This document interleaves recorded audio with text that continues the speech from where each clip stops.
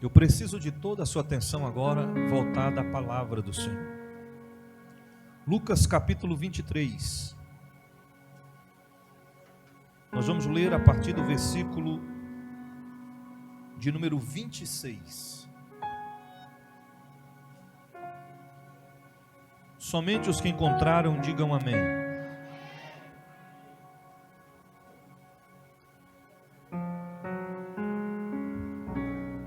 Enquanto o levavam, tomaram um certo Simão de Cirene, que vinha do campo, e puseram uma cruz sobre ele para que a levasse após Jesus. Seguia-o grande multidão do povo e de mulheres que batiam no peito e se lamentavam por ele. Mas Jesus, voltando-se para elas, disse-lhes: Filhas de Jerusalém, não choreis por mim, mas chorais por vós mesmas e por vossos filhos. Porque eis que virão dias em que dirão: felizes as estéreis, e os ventres que não conceberam, e os peitos que não amamentaram. Então começaram a dizer aos montes: cai sobre nós, e aos outeiros cobri-nos. Porque se em lenho verde fazem essas coisas, o que sucederá com o lenho seco? Também levaram outros 2 malfeitores para serem crucificados ou executados com ele. Versículo de número 39. E um dos malfeitores que estavam pendurado o injuriava, dizendo: se tu és o Cristo, salva-te a ti mesmo e a nós. Respondendo ao outro, o malfeitor o repreendia, dizendo: nem sequer temes a Deus, vendo que estás sobre a mesma sentença de condenação.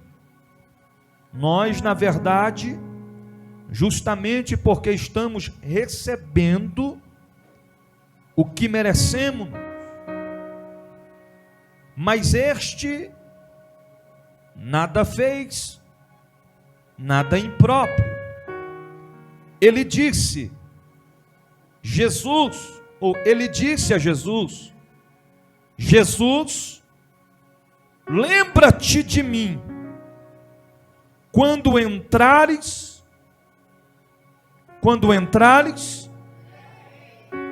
em teu reino. Então Jesus lhe disse: em verdade te digo, hoje estarás comigo no paraíso. Você pode dizer amém? Podeis assentar. Aleluias.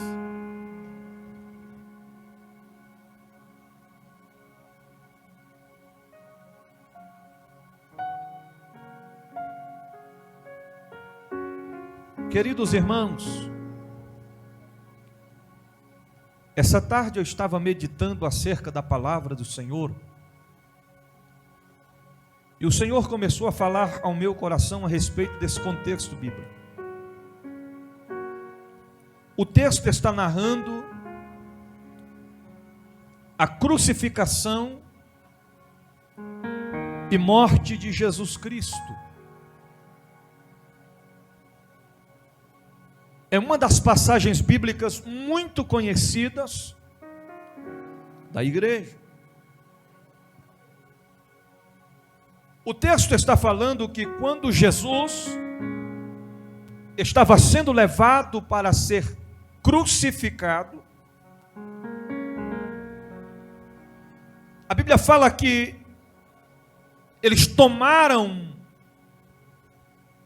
um certo Simão de Cirene e o colocaram para levar a cruz de Jesus. Enquanto Jesus estava sendo conduzido ao lugar de crucificação, as mulheres que acompanhavam aquela trajetória, aquele percurso em que o mestre estava sendo conduzido, elas olhavam para Jesus, batendo no peito e se lamentando. Era um sentimento de tristeza, porque o mestre a qual elas depositavam toda a sua confiança estava sendo conduzido à morte, e morte de cruz.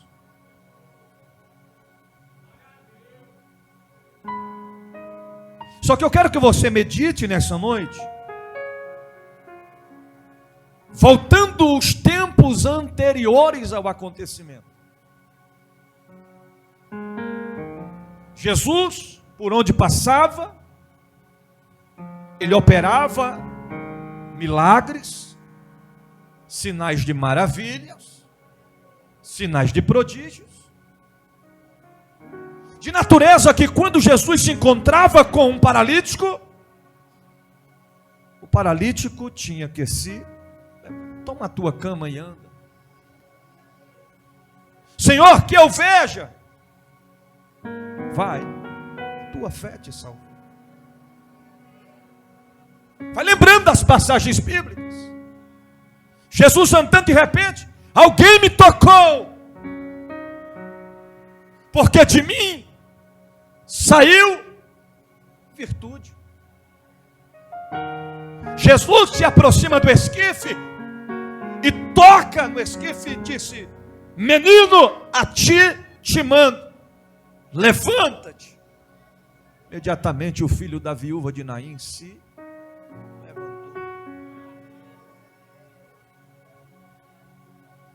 Jesus chega em um determinado lugar e diz: Senhor, se tu estivesse aqui, meu irmão não teria morrido. Lázaro, sai para fora. E Lázaro saiu com vida.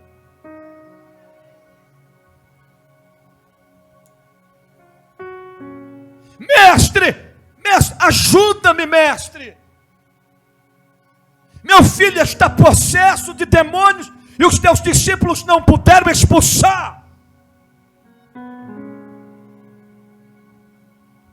Jesus disse: até quando estarei convosco?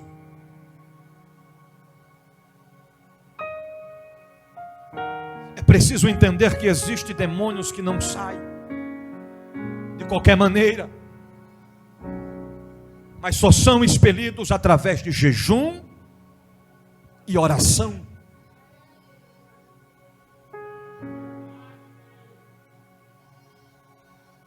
Jesus está no deserto, e a multidão o acompanhava, e ele operava milagres, até que chegou a tarde, e ele, temendo despedir a multidão, porque ficaram o dia inteiro com ele, e não havia se alimentado, ele diz a Filipe: Filipe, temos que alimentar a multidão. Aí ele toma a cena e diz assim: mestre, tem um rapaz aqui que tem apenas 5 pães e 2 peixinhos. Mas o que é 5 pães e 2 peixinhos para alimentar uma multidão como essa? Jesus diz: traz para mim. Ele pega o pão e, tendo dado graça, partiu. E o pão e o peixe multiplicou, e aquela multidão todas foram bem alimentadas. Isso é milagre. Jesus está chegando na casa da sogra de Pedro. E a Bíblia diz que ela estava acamada com a febre a ponto de morte. O Senhor repreende e a febre imediatamente se retira do corpo dela. Vocês leram um contexto, quando ela se levanta, ela já vai preparar um lanche para eles. Milagres de Jesus. Isso eu não estou entendendo. Você vai entender o que Deus está querendo falar conosco nessa noite. Os discípulos estão no meio da tempestade, porque o mestre disse: entrar na embarcação, chegai do outro lado. E a tempestade é a ponto de afundar a embarcação, e o mestre vem andando por cima das águas. Pedro olha e disse: é fantasma, é fantasma. Ele disse: não é fantasma, sou eu, não tem mais. Mas Pedro disse: se é o Senhor, permita-me que eu vá até o Senhor. E Pedro, temendo o vento forte, começa a afundar. Jesus disse: homem de pouca fé. É importante destacar que quando Jesus entra na embarcação, imediatamente a tempestade se acalma. O que é isso? Milagre.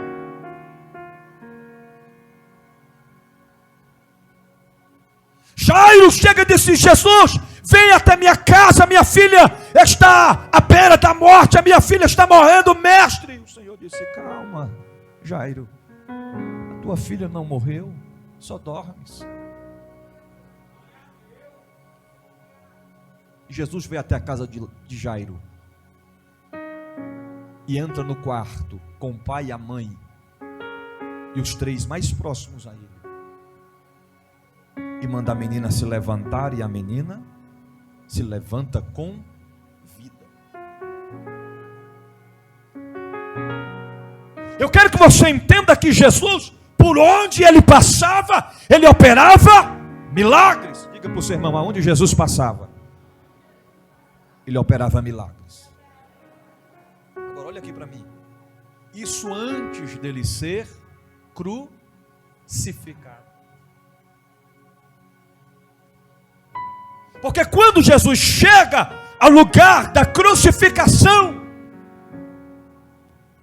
o versículo de número 32 diz assim: também levaram outros dois que eram malfeitores para serem crucificados ou executados com ele.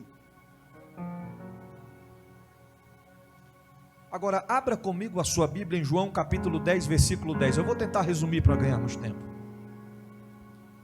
Olha lá, irmã Priscila, João 10, 10.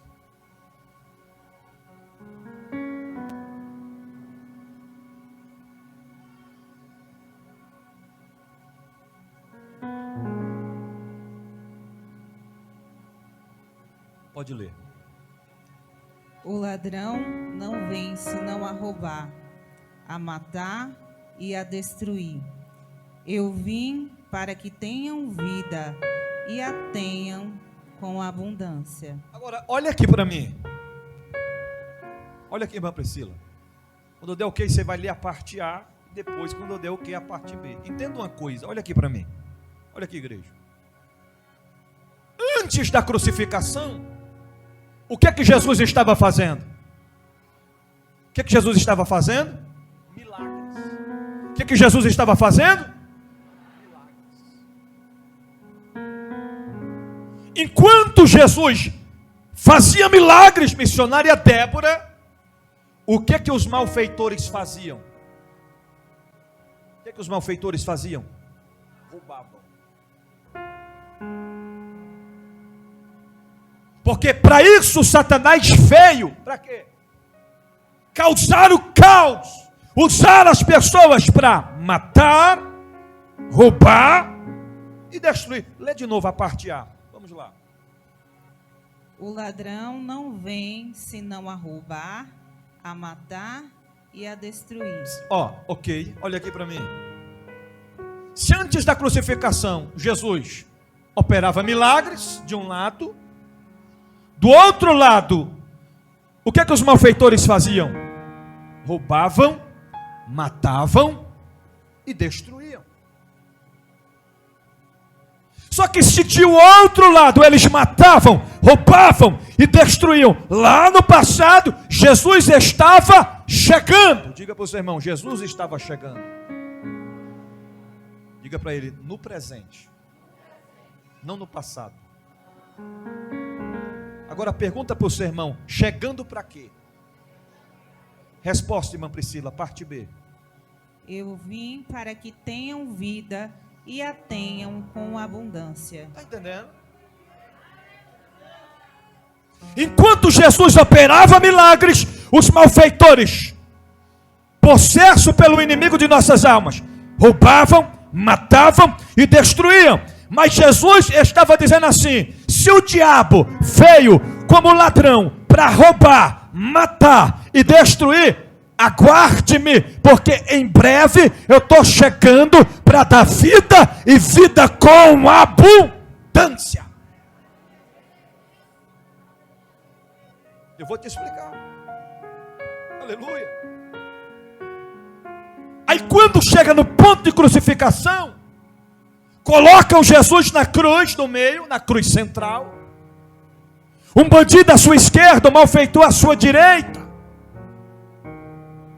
E naquele instante, um dos malfeitores começa a desafiar o mestre. E ele diz assim: se tu és o Cristo, desce desta cruz, salva-te a ti e a nós também. Aí o outro ladrão, olhando para ele, diz assim: peraí, rapaz, nós estamos aqui porque nós merecemos por aquilo que nós cometemos. Ele não. Ele está aqui, mas ele é inocente. Eu estou trazendo o palavreado mais claro para você entender. Ele nada fez, nem aos outros e nem a si próprio, para merecer estar neste lugar, condenado à morte de cruz como nós. Aí quando ele termina de defender a Jesus, ele olha para Jesus e aproveita a oportunidade. Porque tem oportunidades que são únicas. Escute isso aqui. Existe oportunidade na nossa vida que ela só vai passar uma só vez. Se o ladrão tivesse apenas defendido o mestre e se calado, ele não teria abraçado a oportunidade. E se ele não tivesse abraçado a oportunidade, a história não terminaria com um final feliz. O que eu entendo com isso? Todos os dias Deus nos dá oportunidades. E às vezes a oportunidade está batendo a nossa porta. E a gente olha e diz: a oportunidade é boa, mas eu vou esperar mais um pouco. Não podemos deixar para fazer amanhã o que nós podemos fazer. Amanhã pode ser tarde demais.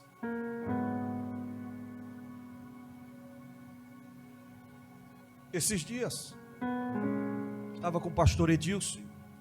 Pastor Edilson enfrentando uma batalha tremenda, a ponto de pedir socorro. E eu falei assim para ele: depois nós se encontramos, para a gente buscar Deus junto. Aí o Espírito Santo falou assim no meu coração: depois não, é agora. Está entendendo? Aí eu falei para ele: vamos fazer o seguinte, vamos nos encontrar 4 da tarde, vamos lá para o monte, só nós 3. Só nós três? Sim, eu, ele e o Espírito Santo. A gente subiu no monte para falar com Deus. E quando a gente desceu do monte, a gente estava numa alegria, ele estava em outra dimensão. Só que ao descer, o Deus da Bíblia falou ao meu coração: o diabo está furioso com tudo isso. Porque você tomou atitude para fazer hoje e não deixou para amanhã. A gente vai fazendo o percurso, quando a gente passa a primeira porteirinha, quem era para fechar era eu. Aí ele disse: o senhor quer que eu feche? Eu falei: se está pedindo é porque tem propósito, pode fechar. Quando ele fechou, eu passei na frente, eu dei 2 passos, o Espírito Santo falou assim comigo: clareia no chão. Eu clareei, a cobra estava assim, ó, com a cabeça em pé, a ponto de dar o bote. Jararaca daquela venenosa mesmo. Quando eu bati a lanterna em cima, ele já vinha passando. Eu, calma, rapaz. Espera aí. O que foi? Olha a cobra. Quando ele olhou, ele falou: misericórdia, não é uma cobra espiritual não. Eu falei: rapaz, o tamanho. Aí eu peguei o celular e fui filmar a cobra. Aí eu pensei: missionário, só falta quando eu for mudar de tela para filmar, a cobra sumir. E aí quando eu comecei a filmar, de repente o celular apagou. Quando o celular acendeu, cadê a cobra? Ele dizia: e agora? Onde ela foi? Eu disse: rapaz, não sei. E agora, nós passa ou não passa? Eu falei: vamos passar correndo.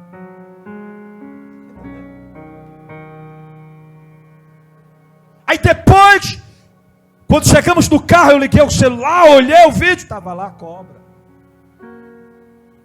Falei: não era espiritual não, mas era uma estratégia de Satanás. Você está entendendo o que Deus está falando? Porque o diabo ficou furioso, porque a gente poderia deixar para depois, mas o Deus da Bíblia disse: agora, é um pedido de socorro para ser atendido agora. O Deus da Bíblia queria entrar com provisão, e de certo ele entrou, moveu, e a história foi mudada. Quando Deus falar com você para fazer alguma coisa, faça, querido. Se Deus te despertar na madrugada para orar, dobre os joelhos e vai falar com Ele. Se o Espírito Santo falar: tira um período de jejum, jejue, ora, consagra, suba o monte, busca a Deus. Se o Espírito Santo falar: vá para a minha casa me buscar, me adorar, vá para a casa dele. Nós já estamos vivenciando os últimos dias na terra, não dá para deixar mais para depois.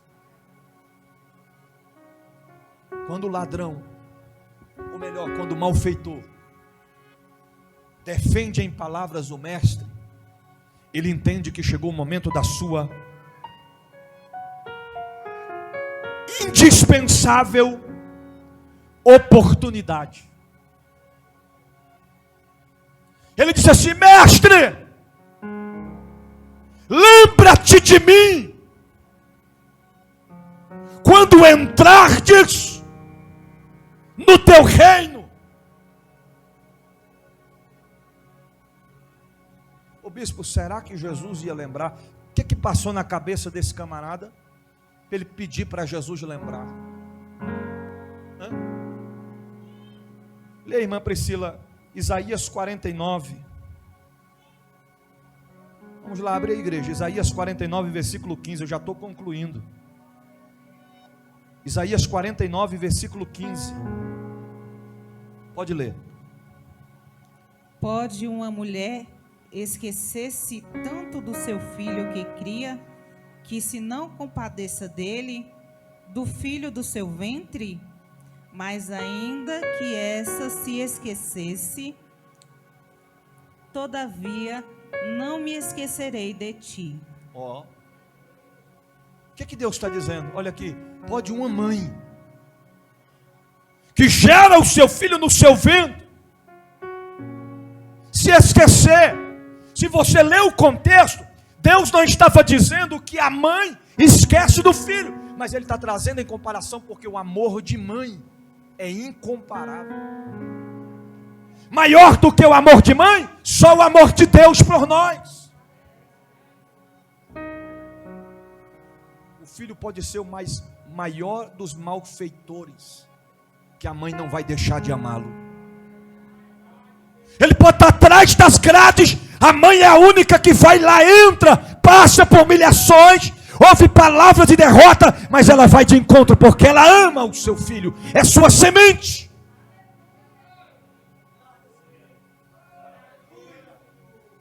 A vizinhança inteira pode dizer: esse rapaz não presta, essa moça não vale nada, mas ela não vai deixar de amá-lo.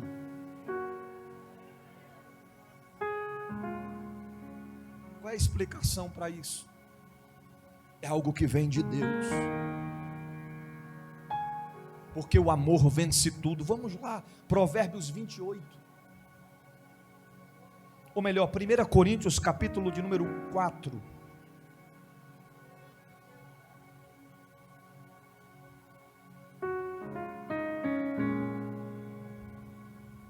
do versículo 1 ao versículo 7, pode ler. Que os homens nos considerem como ministro de Cristo e despenseiro dos mistérios de Deus. Além disso, requer-se-nos despenseiros que cada um se ache fiel.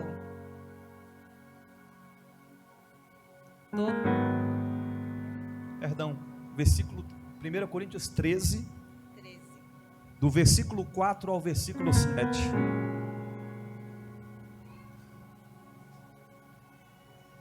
Pode ler. A caridade é sofredora, é benigna, a caridade não é invejosa, a caridade não trata com leviandade, não se ensoberbece, não se porta com indecência, não busca os seus interesses, não se irrita, não suspeita mal, mas não folga com a injustiça, mas folga com a verdade. Tudo sofre, tudo crê, tudo espera, tudo suporta. A tradução dela está dizendo a caridade, mas é o amor. Tudo suporta. Qual é a parte final? Tudo o quê? Tudo suporta. Tudo sofre. Está entendendo o negócio? Mas não tem valor nenhum. Mas eu amo. Por quê? Porque o amor tudo suporta. O amor tudo sofre. Eu quero que você entenda que quando Jesus estava ali do lado daqueles malfeitores, mesmo que acusavam, que apontavam o mestre não olhava para eles com sentimento de julgação, mas de misericórdia, de amor. Quando ele diz: mestre, lembra-te de mim quando entrares no teu reino, ele sabia que o mestre dele jamais esqueceria.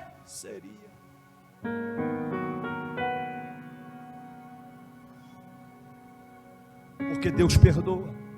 Provérbios 28, 13. Vamos concluir. Porque o perdão de Deus nos alcança. O que aquele malfeitor fez chamou a atenção de Deus. Ele abraçou a oportunidade que estava ao alcance dele. Pode ler. O que encobre as suas transgressões nunca prosperará, mas o que as confessa e deixa alcançará misericórdia. Olha aqui. Um malfeitor arrependido. Nós estamos aqui porque nós merecemos. Ele estava dizendo: eu reconheço o meu erro, eu confesso a minha causa.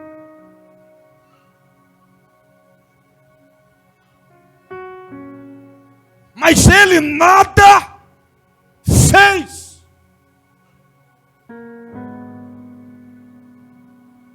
Nós precisamos aprender que nós precisamos reconhecer quando nós precisamos melhorar. Precisamos reconhecer os nossos erros. Precisamos reconhecer as nossas falhas. E quando reconhecemos as nossas falhas, os nossos erros, temos que levá-los a Deus. Não podemos encobri-los, mas nós temos que levar até Deus. Dizer: Deus, eu errei. Deus, eu falhei, mas eu quero deixar este erro, Deus, porque eu preciso do teu perdão, da tua misericórdia.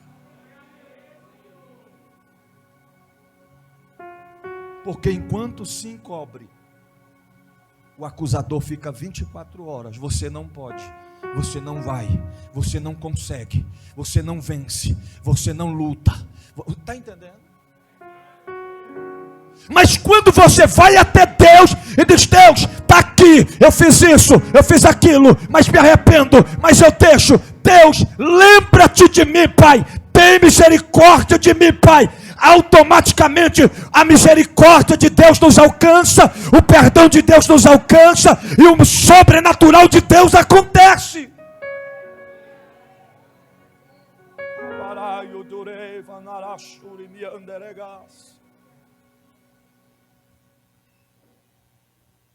Jesus olha e diz ao malfeitor: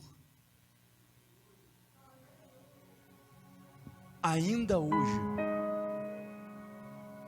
estarás comigo no paraíso. Aqui a gente entendemos por que tem que ser hoje, não tem que ser. O mestre poderia ter dito: amanhã estarás comigo no paraíso. Semana que vem estarás comigo no paraíso. Não. Mas ele disse: ainda hoje estarás comigo no paraíso. Agora vamos concluir. Se antes da crucificação os malfeitores roubavam, matavam, destruíram, o Deus da Bíblia operava milagres, sinais de prodígios.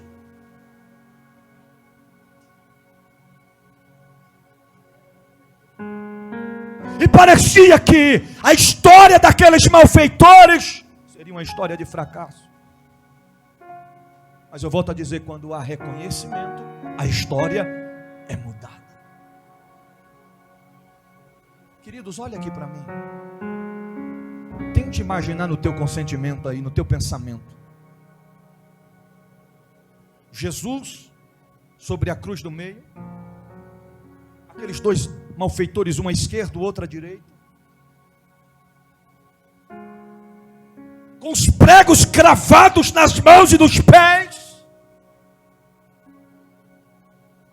sabendo que era inevitável escapar daquela condenação, era incapaz de sair daquela cruz vivo. Eles estavam ali conscientes de que quando eles descessem daquela cruz, não seria com vida, mas seria com seus corpos físicos em óbito. E na mesma proporção, irmão Ferdinand, na mesma proporção, irmão Denis, na mesma proporção, Samuel, na mesma proporção, Edilson, que a multidão estava assistindo à crucificação, uma grande parte rangendo os dentes, festejando, se alegrando, dizendo: agora o Cristo deles vai morrer. Agora acabou para este povo que confiava neste Deus, neste Cristo, neste Salvador da humanidade. Ele está pregado no madeiro, acabou, é final de tudo. E aqueles outros olhavam para os malfeitores e diziam: já era para eles. Na mesma proporção, eu creio que os demônios olhavam para a cruz e diziam: é o fim de todos eles. Mas Jesus dá uma resposta a eles, que se anteriormente o ladrão vinha para roubar, matar e destruir, mesmo pregado no madeiro, Deus da Bíblia estava ali para dar vida, e vida com abundância.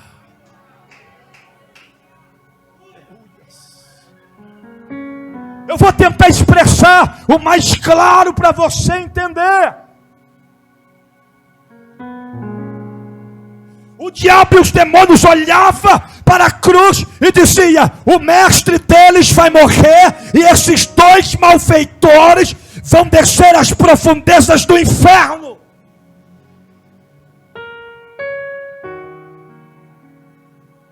Mas Jesus acaba de ouvir o malfeitor que não encobriu as suas transgressões, que confessou a sua falha e que estava pedindo a misericórdia de Deus. Quando Jesus disse assim para ele: ainda hoje, imagina os demônios olhando e pensando: ainda hoje o quê? Ainda hoje o quê? Ele vai dizer assim para ele: ainda hoje tu vai descer para as profundezas do inferno, porque a minha misericórdia não te alcança. Ainda hoje o quê? Ainda hoje estarás comigo no paraíso. Eu vou interpretar melhor para você entender. O mestre estava dizendo assim, irmão Fábio, para ele: ainda hoje nós dois volta para casa juntos, lá para a eternidade, lá para a cidade santa, lá para o paraíso, porque o perdão te alcança.